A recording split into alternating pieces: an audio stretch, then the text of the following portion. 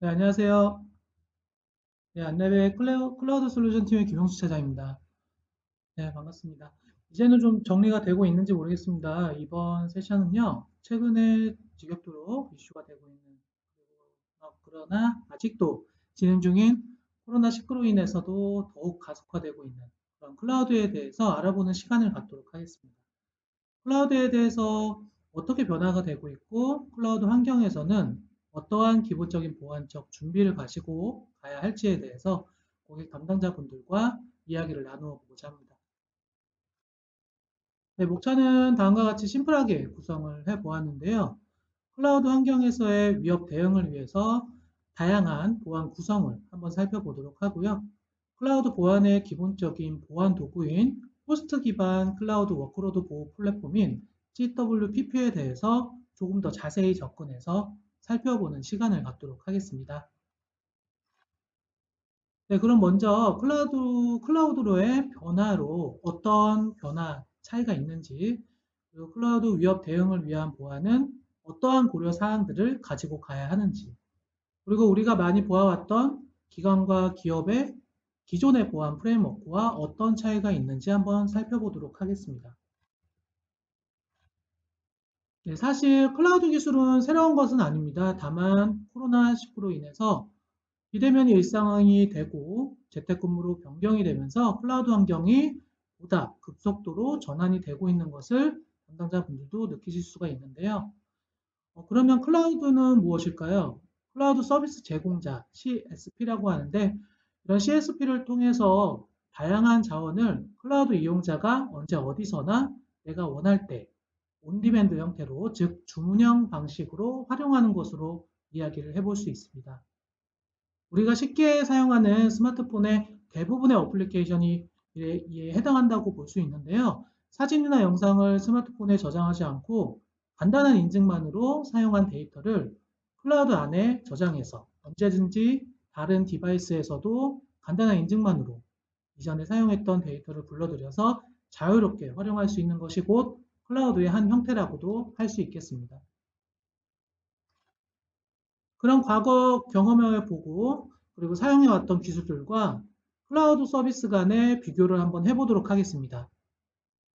30년 전만 해도 간단한 홈페이지 그리고 블로그, 카페 등을 도메인을 구성해서 웹 호스팅 서비스를 이용을 많이 해보셨을 텐데요. 이때는 하나의 물리 서버에 여러 사용자가 나누어 사용하게 했었습니다.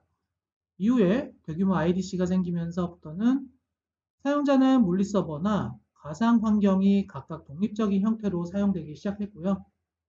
이때는 사용자가 영구적으로 서버를 구매하기도 하고 일정 기간 임대해서 사용하기도 했었습니다. 지금 클라우드는 영구적인 형태의 소유 개념의 구매는 할 수가 없고요. 사용한 만큼만 돈을 내는 렌탈 개념의 비용으로 사용이 변화가 되고 있는데요. 클라우드 서비스 사용자가 서비스 제공자가 제공하는 콘솔을 통해 가지고 쉽게 원할 때마다 가상화 자원을 생성해서 서비스에 활용할 수가 있습니다. 네, 클릭 몇 번만으로 원하는 스펙의 가상 서버를 쉽게 만들 수 있는 건데요. 또 최근 기술 트렌드인 AI나 머신러닝, 빅데이터, 블록체인 등의 그런 기술도 구축이 아닌 CSP에서 제공되는 서비스를 구매해서 쉽게 원하는 대로 프로토타입의 애플리케이션과 제품을 제작할 수 있는 등 그런 많은 장점을 가지고 있습니다. 전통적으로 서비스 구현에 활용되어 왔던 데이터와 상품, 서비스가 중앙 집중화된 모놀리식 아키텍처라고도 했었는데요. 이런 모놀리식 아키텍처 방식은 개발 방식의 계획에 따라서 순차적으로 개발하는 워터폴 방식에 가깝다고 볼 수가 있습니다. 근데 개발 시간이 오래 걸리고 변화에 대한 민첩성이 많이 부족하다는 지적과 개선 필요 의견이 계속 많았었는데요. 이에 따라서 클라우드로 변화하면서는 개발팀과 운영팀이 통합되면서 운영팀의 피드백을 적극 반영해서 개발하는 데브옵스 방식의 개발 방법으로 변화가 되고 있습니다. 소프트웨어 수명 주기는 CI/CD 파이프라인 방식으로 보다 밀접하고 유연하게 변화되고 있습니다. 온프라미스에서는 어플리케이션의 최소 단위가 물리서버 하나당 호스트의 통째로 구성이 되는 형태 또는 가상화 서버 하나당 올라가서 처리가 되었었는데요. 클라우드 환경에서는 오케스트레이션 도구인 쿠버네티스를 통해서 수많은 컨테이너들을 클러스터링 방식으로 유연한 관리를 통해서 가상화 안에서도 수십 개 이상의 컨테이너를 유기적으로 동작시켜 서비스를 구현하는 형태로 변화되고 있습니다.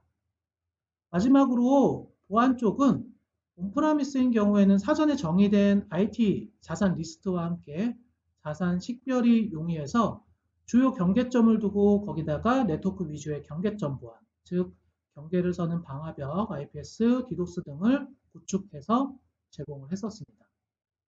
하지만 클라우드에서는요, 이 같은 사전에 명확한 경계를 선정하기가 모호하고 기본 CSP에서 제공되는 네트워크 보안 서비스가 선행이 되더라도 언제 어디서나 접근하고 유연하게 생성되고 삭제되는 자원들을 보호하기 위해 반드시 워크로드 보안, 즉 호스트 중심의 보안이 필요하게 되었습니다. 이에 따라 개발과 운영이 민첩하게 연동된 DevOps의 자동화된 보안인 DevSecOps 쪽에 대한 보안도 필요하게 되는 순서로 발전을 하고 있습니다. 최근 설문조사에서 클라우드 전환 중에 가장 큰 걱정은 비용이나 예산, 경영적인 관심보다도 바로 보안 쪽인데요. 클라우드의 가장 큰 도전 과제는 바로 보안이라고 할 수 있습니다. 사실 클라우드의 전환 방식은 온프라미스 환경을 그대로 이전하는 리프트 앤 시프트 방식부터 리아키텍트 방식, 그리고 리플랫폼 방식 등으로 나누어서 다양하게 전환이 가능하지만 보안만은 가능한 완전한 재설계가 필요한 리아키텍트 방식으로 적용하는 고려가 필요합니다.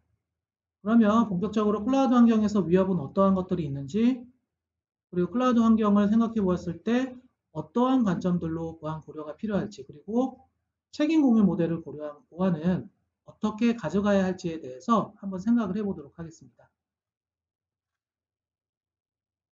2021년에 저희 안랩에서 발표한 7가지 클라우드 위협입니다. 클라우드 환경에서는 일반적인 온프라미스나 가상화 환경과는 다르게 보안 위협들이 또 다른 보안 위협들이 존재하게 되는데요.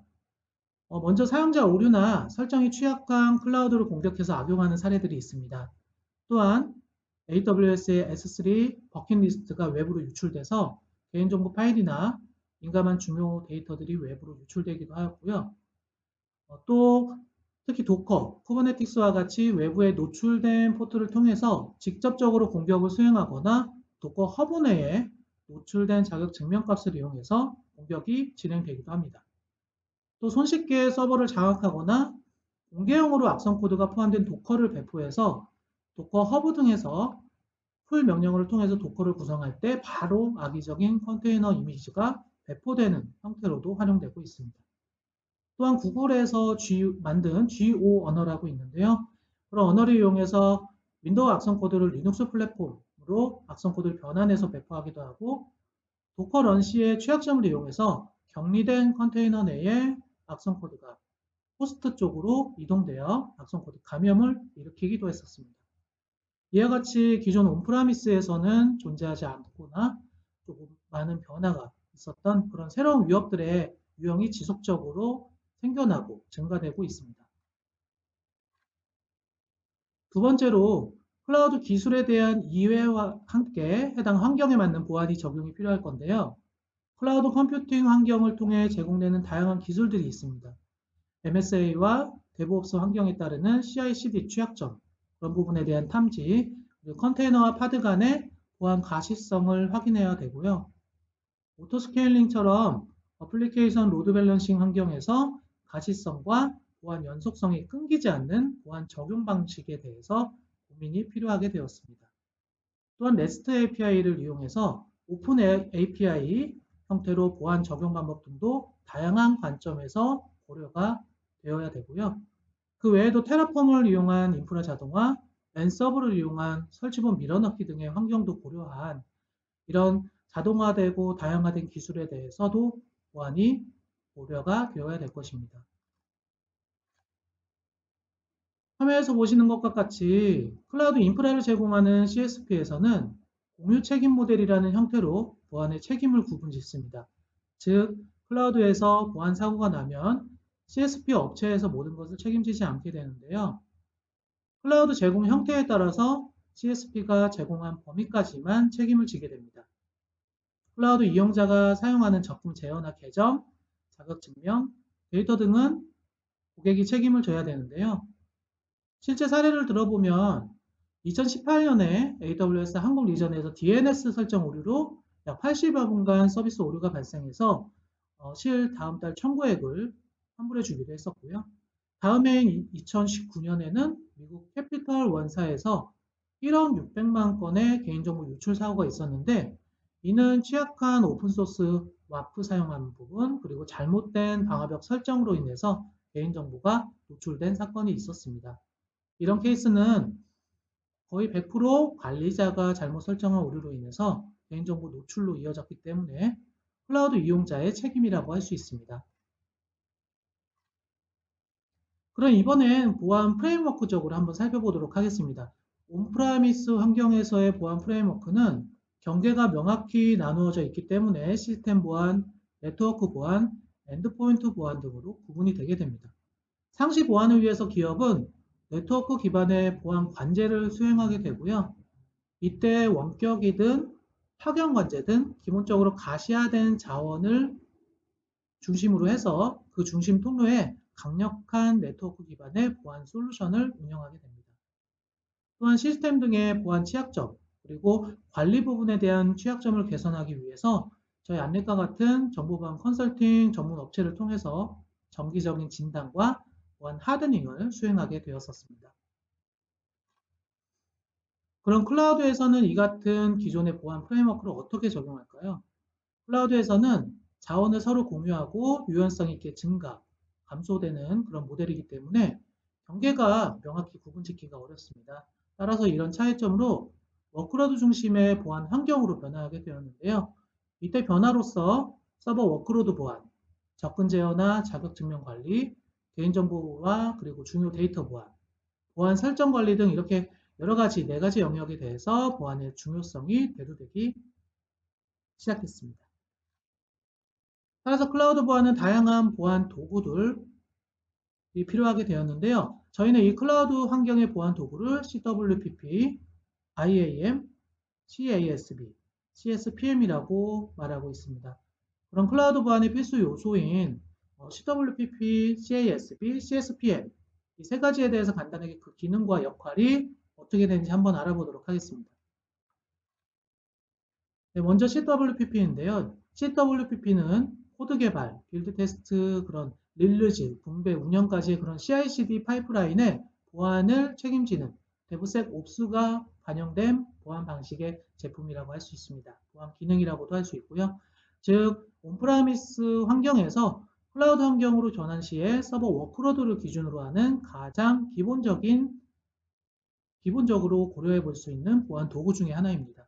핵심 기능으로는 호스트에 설치하는 안티멀웨어, 호스트 기반의 IPS, 호스트 파이어월, 그리고 어플리케이션 컨트롤, 그리고 무결성 인증, 그리고 하드닝 등이 있습니다. 사실 클라우드 환경에서 사고에 대해서 많은 부분이 관리자의 설정 오류나 실수에 의해서 발생하는 경우가 많습니다. CSPM은 클라우드 내 설정 오류를 관리하고 보안 상태를 자동화해주는 클라우드 보안 도구 중에 하나입니다. CSPM은 클라우드의 중요 자산을 식별하고 위협에 대해서 가시성을 제공하고 CIS 벤치마크와 같은 컴플라이언스에 대응할 수 있도록 관련 컴플라이언스 관리 기능도 함께 제공합니다.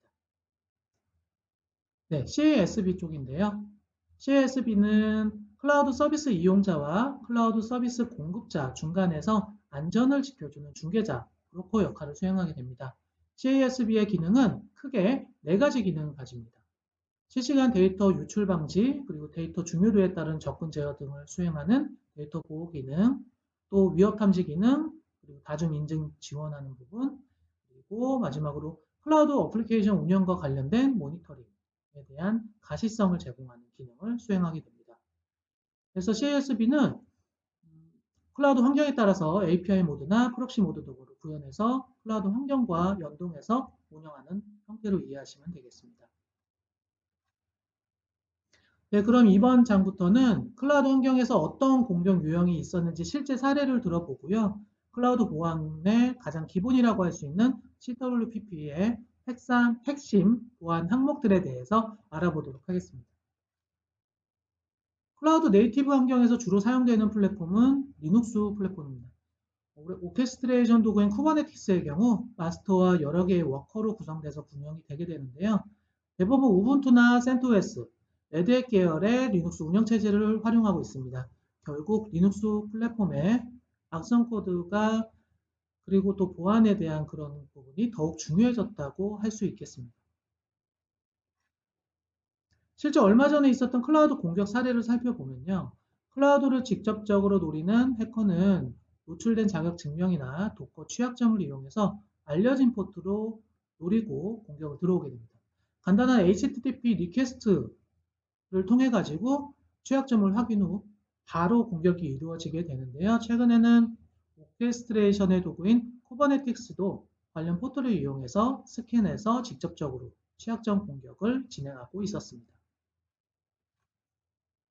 이렇게 공격이 성공하게 되면요. 워커 내의 도커 이미지를 변조해서 암호화폐 채굴이나 디도스 공격 악성 코드를 추가적으로 다운로드해서 컨테이너 내의 자원을 소모하면서 그 행위를 발현시키는데요. 이렇게 공격을 성공해서 한두 개의 자원으로 만족해서는 안 되겠죠. 추가적으로 측면 이동을 통해 가지고 다른 워커의 도커 이미지를 다운로드해서 감염을 확산하는 역할을 진행하게 됩니다.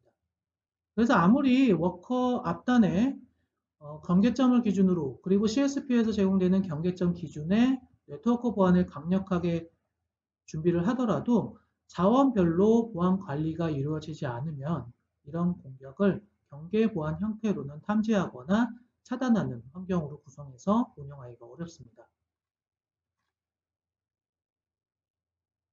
또한 어플리케이션 취약점을 통해서도 쉽게 공격이 이루어지고 있습니다. 작년 12월 중순까지 계속 이슈가 되었던 아파치 로그4j 취약점인데요. 클라우드 환경상에서 또 서버에서도 역시 예외는 아니었습니다. 그래서 공격자는 간단한 버전 정보를 체크하는 HTTP 리퀘스트만으로 JNDI 자바 클래스 파일 취약점으로 리스폰스 할 때 공격자가 심어놓은 LDAP 서버로 악성 코드를 실행시키거나 원격 제어 코드를 실행시켜서 해당 시스템을 장악하는 형태로 구동되었었습니다. 실제 여러 고객사에서는 퍼블릭 클라우드에 있어서 보안 패치가 나오기 전까지 급하게 취약한 클래스 파일을 자르내서 삭제하기도 하였었고요. 시간적인 여유가 있는 고객사에서는 17 버전 이상으로도 업그레이드도 진행이 되었었습니다. 그러면 실제 경계점 기준이 아니고 호스트, 즉 자원이나 인스턴스나 VM을 말하는데요. 관점으로 어떠한 보안 대응들이 필요한지에 대해서 살펴보도록 하겠습니다. 가장 먼저 클라우드 환경상에서 악성 코드 대응은 어떻게 해야 할까요? 물론 좋은 안티머레어 제품을 사용하는 것도 중요하지만 기본적으로 클라우드 네이티브 환경을 지원을 해야 됩니다. 알려진 악성 코드가 탐지되면 기본적으로 탐지 경로, 진단명 등을 표시해야 되는 건 물론이고요. 클라우드 네이티브 환경에서 악성 코드는 컨테이너 동작 환경이기 때문에 컨테이너 동작 환경에서 컨테이너 영역까지의 검사는 물론이고 도커 이미지 이름, 컨테이너 아이디나 네임 등이 모두 다 식별이 되어야 됩니다. 또한 추가적으로 고려해야 할 거는요. 클라우드 네이티브 하는 환경은 작은 단위로 구성돼서 운영되기 때문에 실제 서비스가 되고 있는 워커 단위의 리소스, 작은 리소스 환경까지 고려가 되어야 됩니다. 실워커 단위의 리소스 환경을 보면 낮은 것은 1에서 2코어, 그리고 메모리도 2기가 이하인 경우도 많습니다. 따라서 어떠한 보안 기능들을 적용하더라도 이런 환경에서도 정상적으로 동작할 수 있고 이런 환경에서 충분히 테스트가 된 그리고 또 리소스를 제어하며 운영할 수 있는 서버 워크로드 보호 플랫폼이 필요하게 됩니다. 네, 네트워크 기반 IPS 룰은 통상 보통 약 8천여 개, 9천여 개가 제공이 되고 있습니다. 이 모든 룰을 호스트 환경상에 모두 다 적용해가지고 사용하기에는 자원 사용이나 또 필요하지 않은 시그니처까지 배정되는 문제가 있습니다. 따라서 호스트 IPS는요, 각 서버의 OS 환경, 그리고 어플리케이션 환경을 확인해서 해당 어플리케이션 취약점만 룰과 매칭해서 추천하는 형태로 동작하게 됩니다. 여기서 무엇보다 클라우드 네이티브 환경에서 중요한 것은 호스트 간 이스트, 웨스트로 이동되는 그런 호스트 간 호스트 그리고 호스트와 컨테이너 간 이동되는 공격에 대한 차단, 그런 전위 공격에 대한 탐지가 매우 중요하다고 할 수 있습니다.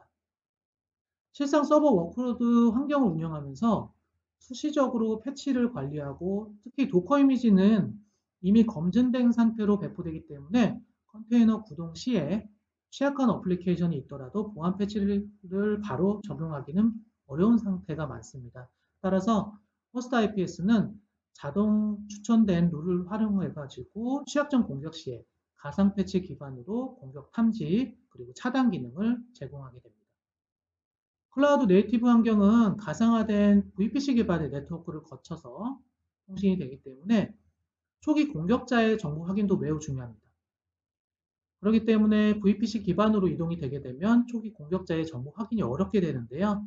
이럴 때를 대비해서 엑스포워드4 기능 등을 활용해 가지고 최초 공격자 확인이 가능한 제품을 고려하는 것도 매우 중요한 부분입니다. 무결성 모니터링은 제로 트러스트 관점에서 원래 저장된 상태를 기준으로 비교하는 솔루션입니다. 파일 그리고 폴더 프로세스 그런 여러 가지의 베이스라인을 기반으로 변조 여부를 확인하게 되는데요. 실상 공격은 단발적으로 이루어지는 경우도 있지만 장기간 또 절차를 걸쳐서 진행되는 경우도 많습니다. 따라서 이런 환경에서 공격에 자주 활용되는 파일들을 대상으로 해가지고 변조되는지 사전에 인지할 수 있도록 하는 것이 중요한데요. 특히 중요한 점은 실시간 기능으로 변조 여부를 바로 확인해서 사전에 인지할 수 있도록 모니터링하는 부분과 그리고 금융, 그리고 카드사의 경우에는 PCI DSS 등의 그 기관과 기업의 조직에 맞는 컴플라이언스 룰 기반으로 지원하는 부분도 중요하다고 할 수 있겠습니다. 어플리케이션 컨트롤은 화이트리스트 기반의 실행 제어 솔루션입니다. 허용된 어플리케이션만 실행하고 그 이외의 어플리케이션이나 실행 파일 등은 자동으로 원천적으로 차단해주는 기능이라고 볼 수 있는데요. 이때 어플리케이션의 차단이나 탐지 이력은 어떻게 보면 심해 사고 분석에도 유용하게 활용할 수가 있습니다. 결국 어플리케이션 제어 기능을 통해서 랜섬웨어와 같은 기하 급수적으로 생산되는 신종이나 변종 악성 코드에 대한 차단 그리고 위협을 최소화할 수 있는 결정적인 효과를 기대할 수 있게 됩니다. 시스템 하드닝은 설정 취약점 노출을 최소화하고 사용자 오류를 점검하면서 컴플라이언스 위반 사례가 있는지 자동으로 관리해주는 솔루션이라고 할 수 있습니다. 사전에 지정된 컴플라이언스 기반의 와치리스트를 기반으로 해서 클라우드 환경 내 수동 보안 설정 점검을 극복하고 설정 오류나 관리자의 실수를 자동으로 찾아내도록 도움을 주는 기능이라고 이해하시면 될 것 같습니다. 하드닝 부분은 중요 자산에 대한 식별과 가시성 확보가 중요하고요. 주요 컴플라이언스에 대해서 일괄적으로 확인하고 리포팅해서 컴플라이언스 처리, 컴플라이언스에 대응할 수 있는 부분을 일괄적으로 모니터링할 수 있는 그런 자동화 기능이 중요하게 됩니다. 네, 앞에서 클라우드의 기본이라고 할 수 있는 CWP 영역의 보안 기능들에 대해서 살펴보셨는데요. 이와 같이 여러 가지 기능을 단일 플랫폼으로 다양한 클라우드 환경에 적용할 수 있는 안랩의 CWP 제품이 준비가 되어 있습니다. 안랩 CPP인데요. 안랩 CPP는 악성 코드 대응하는 부분, 네트워크 보안, 시스템 보안 이렇게 크게 세 가지 보안의 구분으로 클라우드를 이해하고 대응할 수 있는 클라우드 워크로드 통합 보안 제품이라고 할 수 있습니다. 다양한 하이브리드 클라우드 환경에서 에이전트 하나로 안티머레어, 호스트 IPS, 호스트 파이어월, 어플리케이션 컨트롤, 그리고 무결성 인증, 그리고 하드닝까지 운영 관리가 통합적으로 가능하게 설계가 되어 있습니다. 근데 CPP는 하이브리드 클라우드 환경 전체적으로 커버리지에서 운영을 제공해 드리고 있습니다. 물리 서버에서부터 가상화, 프라이빗 클라우드, 퍼블릭 클라우드 환경에까지 그리고 그런 환경에 구성된 컨테이너 등 다양한 서버 워크로드 환경을 지원하고 있습니다. 또한 UI 기반으로 해서 간편하게 외부 시스템 간의 시스로그 연동이나 오프 API 연동을 통해 가지고 클라우드 내재화 기능도 함께 제공을 해드리고 있습니다. 저희 안랩은 안랩 CPP 제품을 여러 가지 행사에서 실제 시연이나 상담 부스로 많이 찾아뵙고 있습니다. 그래서 담당자분들께서 세미나나 컨퍼런스에 참석하셨을 때 시간 되실 때 행사 참석을 하시게 되면 한번 저희 안랩 부스에 들려주시면 CPP에 대해서 보다 자세하게 궁금하신 부분에 대해서 말씀드릴 수 있도록 하겠습니다. 실제 안랩의 호스트 IPS 기능을 통해 가지고 최근 취약점을 대응한 사례를 살펴보도록 하겠습니다. 안랩의 호스트 IPS 기능을 통해 가지고 최근에 있었던 아파치 로그4j와 같은 긴급 취약점의 경우 3일 내에 룰을 자동으로 배포 서비스를 제공해 가지고 긴급 대응 환경이 제공이 되었습니다. 제로데이의 경우에는 고객 요구 시에 하루나 이틀 내로 수동 룰로 제공을 해드리고 있습니다. 따라서 미처 취약점에 대한 대비, 그리고 실제 벤더사에서 보안 패치가 나오지 않은 상태나 운영 서비스 환경으로 적용이 어려운 경우에 로그4j 취약점 관련해서 시그니처, 그런 세부 정보와 함께 시그니처는 물론 제공드리고요. 그리고 호스트 내에 패치가 되어 있지 않더라도 이 시그니처를 활용해 가지고 취약점의 공격이 인입 시 탐지 차단하고 조치 환경을 운영할 수 있도록 제공을 해드리고 있습니다. 뿐만 아니라 클라우드 네이티브 환경에 구성된 컨테이너 내에서도 이런 취약점이 동작이 될 수 있는데요. 안랩의 호스트 IPS는 이런 컨테이너 영역까지 취약점을 스캔해가지고 호스트 기반으로 시그니처를 배정해서 취약점 대응과 차단 조치를 함께 제공해 드리고 있습니다. 이런 케이스는 하나의 제품 대응 소개를 드린 거고요. 이후에도 신규로 긴급하게 취약점 대응이 필요한 부분이 있다면 지속적으로, 정기적으로, 비정기적으로 관련 시그니처를 제공을 드리고 있습니다. 네, 코로나 때문에 이렇게 온라인으로 고객사 담당자분들을 만나뵈고 말씀을 드리는 상황이 많이 아쉽습니다. 어서 빨리 모두 다 안전해져서 고객 담당자분들 직접 인사드리고 건강한 모습으로 되었으면 좋겠습니다. 이상으로 본 발표를 마치도록 하겠고요. 이번 세션이 클라우드 도입과 도입 간에 그리고 전환 간에 보안을 설계하실 때 조금이나마 도움이 되셨으면 좋겠습니다. 경청해 주셔서 감사합니다.